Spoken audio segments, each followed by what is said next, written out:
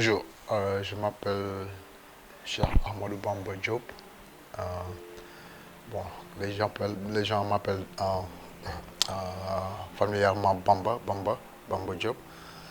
Euh, je suis un pur produit du Média Centre de Dakar. Euh, c'est là où j'ai été formé au métier de l'audiovisuel et du cinéma. Euh, ben, euh, c'est vrai, parler de Bamba, c'est aussi parler de mon militantisme en tant qu'acteur de développement. Donc, ce qui m'a amené dans, dans le cinéma, c'est mon activisme, entre guillemets. Euh, voilà, pour me présenter brièvement, je dirais que je suis cinéaste, documentariste. Après la sortie de mon film Les Vérités du Fou, j'ai été invité à le présenter dans des collèges et universités du monde, partout où je passe. Bon, les gens me donnent l'opportunité de le diffuser et de le projeter avec des étudiants qui font des études de cinéma. Et ça fait l'objet de discussions. Je parle de moi, je parle de l'histoire, je parle du cinéma sénégalais. Euh, voilà, donc mon métier me permet de voyager. J'aime bien montrer mon film et en débattre. Bon, c'est vrai que le débat, c'est un complément parce que ça permet à l'audience de comprendre réellement s'il y a position, la position ou le regard, ou s'il y a un message du réalisateur qu'il n'apparaît pas de manière claire dans le film. Parce que des fois, il y a des gens qui regardent des films et qui ont du mal à comprendre parce qu'ils n'ont pas été éduqués euh, à lire un film. Donc, cette culture de l'image-là, certains ne l'ont pas. Pourquoi le réalisateur a choisi ce plan ou a choisi ce décor au détriment d'un autre truc. Euh, Ça peut être, pour certains, ça peut être très complexe de défricher ou de décortiquer euh, le message cinématographique. Tantôt c'est philosophique, tantôt ça sort, c'est surréaliste, tantôt c'est néo-réaliste. Bon, parce que chacun a son approche filmique. Et, donc si l'opportunité, comme je l'ai dit, nous est offerte, on ne se gêne pas de projeter et de discuter euh, du film. Parce qu'il y a des réalisateurs ou des cinéastes qui n'aiment pas être présents quand on projette leur film. Mais moi, si on me donne l'opportunité de projeter et de débattre, je suis preneur. C'est vrai, dans ce milieu-là, c'est très facile de se faire un nom et d'avoir de l'argent si tu es prêt à coucher ou si tu es prêt à, à dire oui. Mais si tu es quelqu'un d'assez authentique, d'honnête, de juste, des fois tu as du mal à percer. C'est partout. C'est pas un truc uniquement qui se passe au Sénégal, mais c'est au niveau mondial. Il faut être parrainé, il faut que tu aies un mentor qui soit bien implanté, qui puisse te tracer une route et que tu vas entre- emprunter. Et voilà, ce qui me dérange dans notre politique cinématographique, c'est ces rencontres à ne plus en finir. on en a fait des symposiums, des rencontres, on n'a plus à en finir pour réfléchir. Tout a été réfléchi, documenté et ça y est dans des tiroirs. Ce qui reste, c'est de prendre ces réflexions, ces recommandations que des années éclairés, clairvoyants ont eu à pondre, de les mettre en pratique. Certes, on va me dire que les choses sont en train d'être mises en pratique, parce qu'il y a le FOPICA, pour le nommer, mais même le FOPICA, la manière dont on gère le FOPICA, ça me dérange. Parce qu'on ne peut pas mettre sur pied une commission en évitant d'impliquer les ayants droit, les acteurs. Et cette commission, pour moi, c'est les acteurs, c'est les cinéastes, les,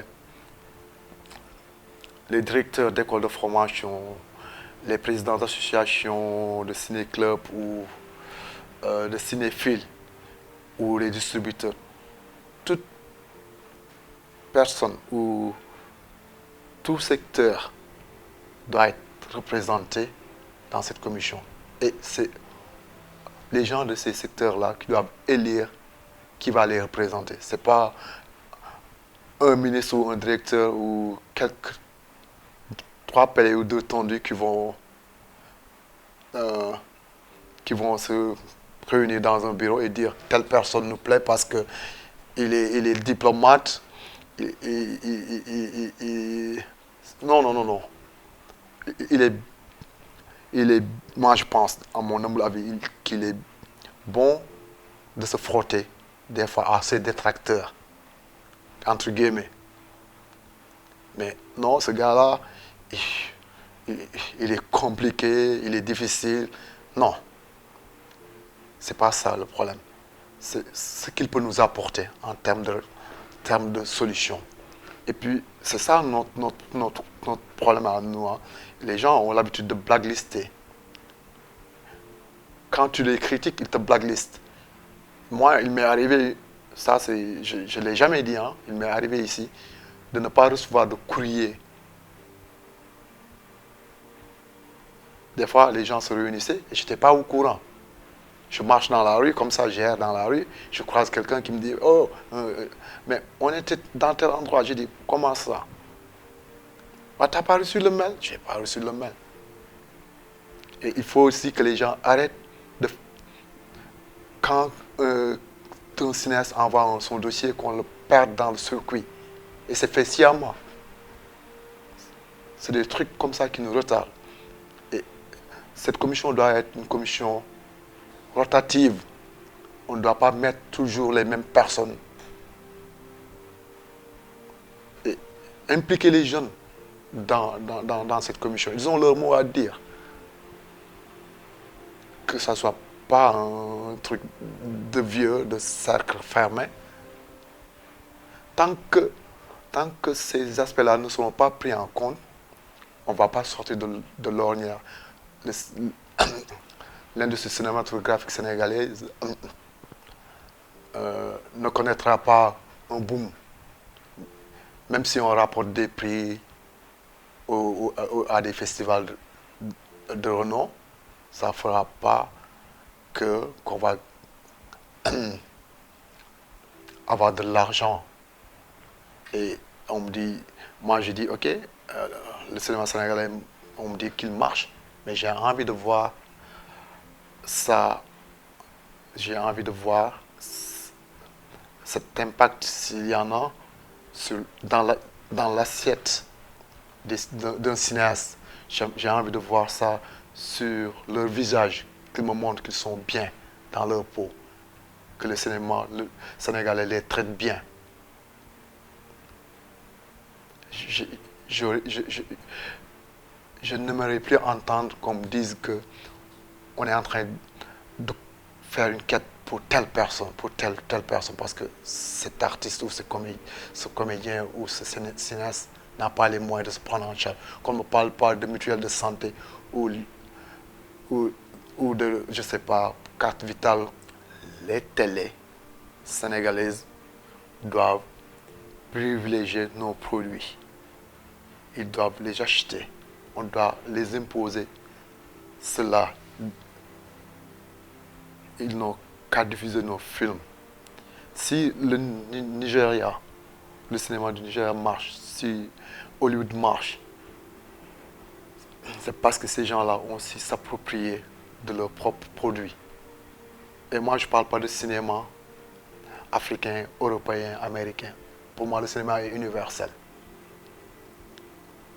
C'est un langage universel. Maintenant, il y a des codes et des cultures. Mais on sait qu'un plan, un gros plan, c'est un gros plan. Un plan large, c'est un plan large. Un plan serré, c'est un plan serré. Ça, c'est la grammaire. Et c'est ce qu'on apprend à l'école de cinéma. Et c'est ce qu'on essaie d'utiliser. Maintenant, ça peut différer sur la narration. Chacun a sa manière de raconter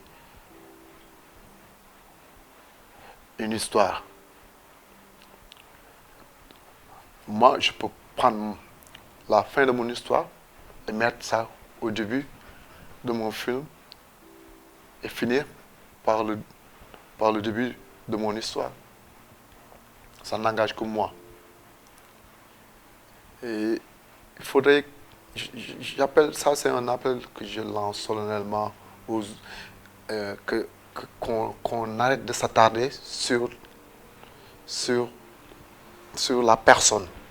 Ce n'est pas la personne de Chérif qui nous intéresse, mais c'est le travail de Chérif qui nous intéresse. L'œuvre de Chérif qui nous intéresse. C'est pas... Et ici, on a tendance, déjà, on ne te connaît pas, on ne te pratique pas. On a des jugements de valeur sur telle ou telle personne. Quelqu'un te demande, hey, tu connais Chérif? Est-ce que tu connais Chérif? Et là, tu commences à délirer, quoi. Il est impoli, il est ceci, il est cela. C'est ça. Et je pense aussi qu'on doit se donner la main. Et même, ne serait-ce que travailler ensemble. Je vois que la nouvelle génération commence à comprendre cela. Ils se donnent la main. Mais évitons de nous lancer des pics. Même si quelqu'un a fait un truc qui ne tient pas la route, tu peux lui apporter la critique, mais pas le descendre.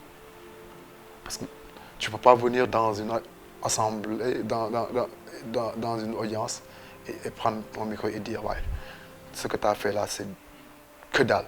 Et quand tu critiques un film aussi, et l'intelligence, l'honnêteté intellectuelle de donner un début de solution, de dire, voilà, si j'étais à ta place, j'allais faire ceci. Mais dire que c'est nul et tu t'en tiens à cela, tu ne donnes pas d'argument. On ne peut construire que ce que l'on a. Les gars, le film qu'il a fait, c'est à ce niveau-là qu'il faut l'aider à progresser. Si tu sens que tu es meilleur que lui, cinématographiquement parlant, aide-le. Je vais te dire une chose. Pourquoi certains, peut-être, pourront me critiquer en coulisses, mais ils n'osent pas venir me dire ce qu'ils pensent de mon film. Parce que, tout simplement, quand j'ai écrit le traitement filmique de mon film, je l'ai partagé. Il n'y a pas un ténor du cinéma sénégalais ou quelqu'un qui se dit un cinéaste connu ou moins connu qui n'a pas reçu. Je ne parle pas de vous, cette génération-là, mais l'ancienne génération et la génération intermédiaire jusqu'à ma génération. Je veux dire, tous ces gens-là ont reçu le traitement filmique. Je n'ai même pas reçu d'accusé de réception. Et après, ils te diront, quand tu faisais ton truc, on n'était pas au courant. C'est ça. Quand quelqu'un t'envoie quelque chose, mon frère, dis, ok, bien reçu. Ok, je peux comprendre que tu n'aies pas le temps, tu es pris par d'autres obligations, mais c'est bien. J'ai fait l'effort, réponds-moi, mon frère.